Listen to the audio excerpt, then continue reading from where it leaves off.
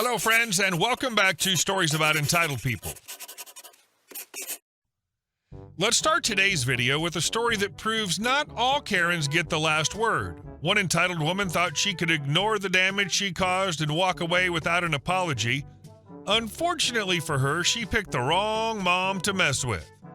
But before we begin, best way to support our channel is to leave comments, like, and subscribe with the turned-on bell so you don't miss the new video every single day. Here we go. A parking lot Karen meets her match. This isn't actually my story, it's my mother's. She's no longer with us, God rest her soul, but I know she would have wanted this tale to be shared. It's one of those classic don't mess with mom moments that perfectly sums up her personality. I was far too young to remember it happening, but my dad used to tell it often.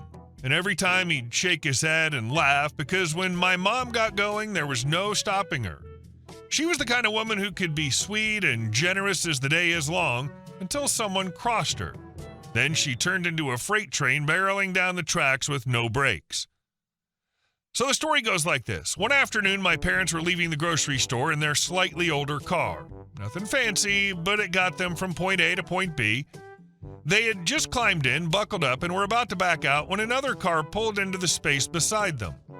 It was newer, shinier, the kind of car you could tell its owner liked to show off. The driver was what we'll call a Karen. She swung her door open without looking, and bang, it smacked right into the passenger side where my mom was sitting.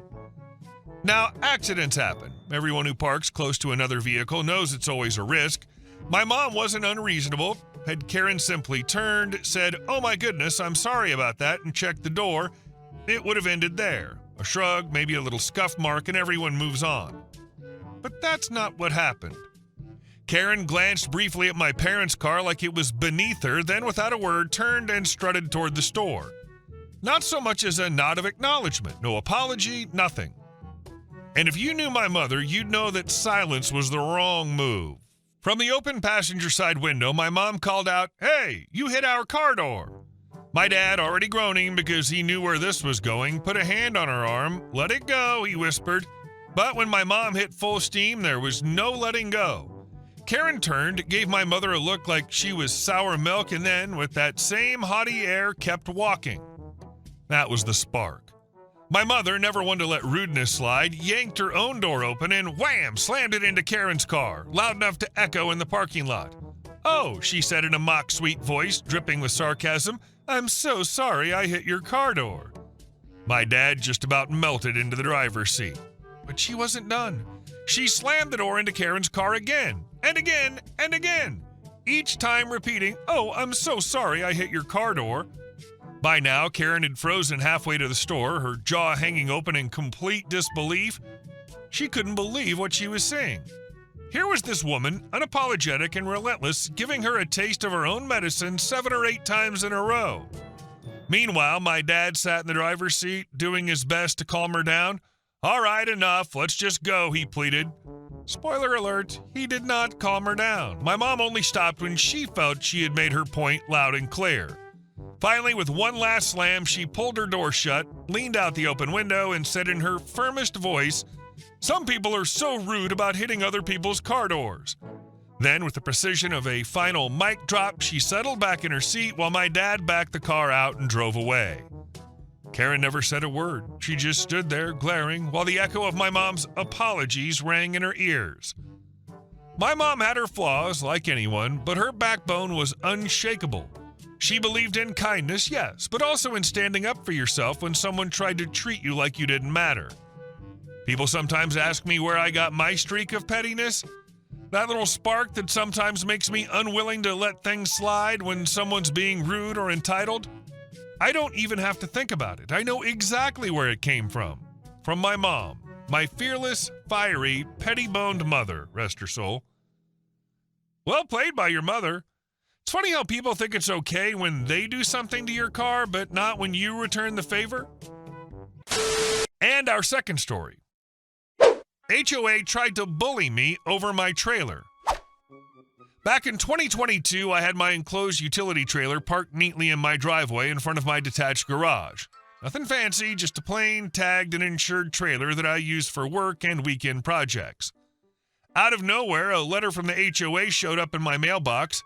You know the type, formal font, threatening tone, but no actual teeth. It said I had abandoned vehicles in my driveway in violation of HOA bylaws and gave me 7 days to rectify the situation. They also cited a rule about house and travel trailers. Couple problems. First off, the letter had no date. 7 days from when? The Stone Age? Second, my trailer was registered, insured, and operational, hardly abandoned. And third, the rule they quoted wasn't even relevant. It only applied to camper trailers, RVs, or anything you could live in. Nowhere did it mention utility trailers. So I sat down and wrote a polite but firm response. Dear Board, my trailer is neither abandoned nor a house or travel trailer. Please see the enclosed copy of my registration. Kindly review the bylaws you cited as they do not apply here. I mailed it, sat back, and waited. And then, silence. Not a peep.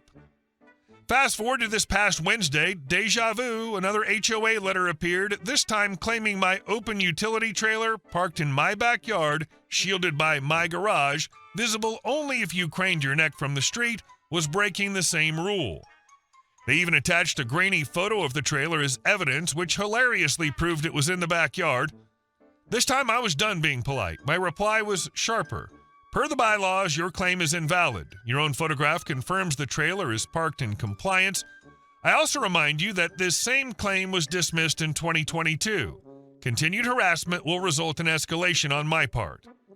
I figured that would shut it down. Nope. Enter Karen, HOA president, part-time dictator, and full-time busybody. The very next day, she actually called the police, claimed my trailer was blocking a public right-of-way and was a safety hazard. 2 officers knocked on my door. One peeked at the trailer, then at me, and said, "Sir, it's parked in your backyard, not blocking anything." Karen stormed over from across the street, arms crossed. "It's a hazard. Children could..." The other officer cut her off. "Ma'am, if we wrote tickets for every backyard trailer, half the county would be bankrupt. This is a civil matter, not our business." They left. Karen fumed. But she wasn't done. Oh no. A week later, I got notice that the HOA, spearheaded by Karen, had filed a nuisance complaint in small claims court. They were trying to force me to remove the trailer entirely. Big mistake. Come hearing day, Karen showed up in her finest pearls and scowl, clutching a stack of papers. I showed up with a binder. Inside were copies of the bylaws with the actual wording highlighted, my trailer's registration and insurance, photos of the backyard setup, my correspondence history showing this wasn't their first baseless attempt. The judge called the case. Karen launched into a tirade about how my trailer lowered property values and was an eyesore that endangered children. She gestured wildly, insisting the community was suffering because of me. The judge raised an eyebrow. "Do the bylaws specifically prohibit utility trailers?" Karen sputtered, "They say house and travel trailers." The judge cut her off. "That does not include utility trailers. And from the evidence presented, the trailer is registered, insured, and located in the defendant's backyard. This complaint has no merit." He dismissed it right there. Then he looked at me. "Do you have receipts for legal expenses?" I handed them over. "Very well. The HOA is ordered to reimburse the defendant for his costs." Karen's jaw actually dropped. Outside the courtroom, she hissed at me, "You think you've won? This isn't over." I smiled. "You're right, it's not. The board's going to have some fun explaining to the community why their dues are paying my legal bill." And that's exactly what happened. Word spread fast. Neighbors started asking why their fees were being wasted on Karen's personal vendettas. A few even came over to congratulate me and mutter about pushing for her removal as president. So now my trailer's still sitting exactly where it's always been. My legal costs are covered, and Karen, she's lost face, lost allies, and might just lose her precious HOA title. All because she couldn't stand the sight of a trailer that wasn't even in her line of vision. I like how the neighborhood turned against her. HOAs run on perception. People put up with them as long as they believe the board is protecting their interests. The second members realize their dues are funding Karen's personal crusade against a trailer that doesn't even violate the rules. She loses her authority. Now she's not just the neighbor who meddles, she's the president who wastes everyone's money. And our last story. 20 minutes saved, a war begun. I was pushing 40 and I'd lived my whole life on the farm. on this land where every stone knew me and I knew every bend in the trail. The river that ran along my field was always both a blessing and a curse. It gave us moisture but stole our road. Every time I needed to go to town, I had to make a 20-minute detour over the old railroad bridge. 10 years ago, my neighbor, Old Henry, and I decided we were done with all that circling. One evening, we sat on the bank with a bottle of cider and agreed we'd build our own bridge. Not for glory, not for profit, just to save a little time and a few nerves. We built it ourselves. No contractors, local timber, steel hauled in piece by piece. When it was finished, Henry asked, "Think it'll hold?" "It'll hold as long as nobody runs semis over it," I said. The bridge stood solid all those years, and it never let us down once. A year later, Henry died in a car crash. His family didn't know what to do with the land, so I took out a loan and bought the parcel. I didn't want some condo development put up in its place. From then on, the whole riverbank and the bridge were my worry and my responsibility. A few quiet years passed, and then one day new neighbors showed up. Not farmers, not fishermen, but developers. My other neighbor sold his land for a cottage subdivision. Within a year, a whole neighborhood had sprung up. Plastic fences, copy-paste lawns, shiny new SUVs, and of course, an HOA. They called themselves Pine Valley HOA. At first, I ignored them, until one morning I got an official letter. On the envelope, the HOA logo and the signature President Karen Wood. Inside it said, "Dear Mr. Mike, from now on, the bridge over the river is considered a shared access facility for all residents of Pine Valley. Please do not interfere with its use." I reread it and even laughed. My private bridge on my land suddenly shared? But I didn't make a fuss. I knew it wasn't official, just nonsense, and still I figured let them use it if they needed to. I used to detour around that river too. Let them have the convenience. For the first few months, everything was quiet. Sometimes one of them would drive by slowly, wave. I'd wave back. Until one morning, I heard the roar of engines. 3 big trucks were rolling straight toward my bridge. I ran outside. "Hey, stop! What do you think you're doing?" A woman in an orange safety vest with perfectly straight hair walked up to me.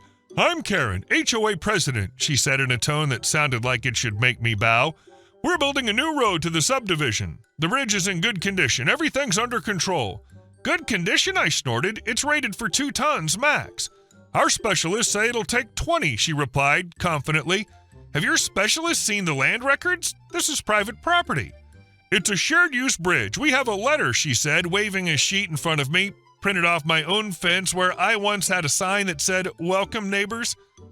While we argued, the first truck started up the span. The wood groaned. "Stop right now! It'll crack!" I yelled. "Don't exaggerate," she tossed over her shoulder. "It's a safe structure." A second later, there was a dull crack. The bridge sagged. The driver jumped out of the cab, nearly falling into the water. A few minutes later, a wooden support snapped and the whole structure slowly went under. Gravel and planks flew and the river boiled with foam. Karen stood there filming on her phone. "You destroyed a community asset." "You destroyed it," I said, "and you filmed the proof." "Thanks." A week later, I got a summons. The HOA was suing me. Their complaint said that I had intentionally damaged a community facility. At the hearing, Karen came in a navy suit, lugging a thick folder and wearing the look of someone who'd already won. "Your Honor," she began, "this bridge has been used by Pine Valley residents for years. We invested resources in its upkeep, which makes it communal." "Do you have written permission from the landowner?" the judge asked. "That wasn't necessary. It's self-evident." "The law only understands documents, Miss Wood," the judge replied, then nodded to me. "Do you have evidence?" I submitted the cadastral map, the deed for the parcel, and photos of Karen standing by the equipment. The judge looked through everything and said calmly, "The HOA's claim is dismissed. The land and bridge belong to Mr. Mike. Without his written consent, no third party has the right to use the property." Karen bit her lip but said nothing. She wasn't used to losing. I filed a countersuit for property damage, blocking the road, and the cost of debris removal. When Karen found out, she came onto my yard in her white sneakers, which instantly sank into the mud. "You're joking, right? It was an accident." "Bridges don't fall by accident, Karen," I said quietly. "They fall because of foolish decisions." "You've no idea what kind of money this is." "Oh, I do. I paid it once myself." A few weeks later, the representative of the construction company she'd hired testified in court. "We were told the bridge was certified for 20 tons, he said. There's a letter signed by Miss Karen Wood." The judge looked up. "Did you verify the land ownership documents?" "We were assured it was community property." That same day, the company filed its own suit against Karen for misrepresentation and damages. At the end of it all, the court ruled that the HOA had to compensate me for rebuilding the bridge, for the blocked access, and for cleanup. The company won its case against Karen herself. Now she had to pay them too. 6 months later, the bridge was rebuilt, concrete this time, sturdy with railings. At the entrance, I put up a sign: "Private bridge, no HOA access." One evening, Karen drove by, slowed down, looked at the sign, and asked, "So it's just for you now?" "For anyone who knows how to ask permission," I said. She turned the car around and drove off in a cloud of dust. I stayed by the river, listening to the water sing softly between the banks again. Everything had fallen back into place. No more letters, no more trucks, no more presidents from somewhere else. Just me, the river, and a bridge that, this time, would truly stand. This river remembers who heeds its rules. The bridge holds 2 tons, not 20, and not anyone's ego. Respect boundaries, and you'll save time and money. Hey guys, thank you all for watching the video. I'll see you in the next one.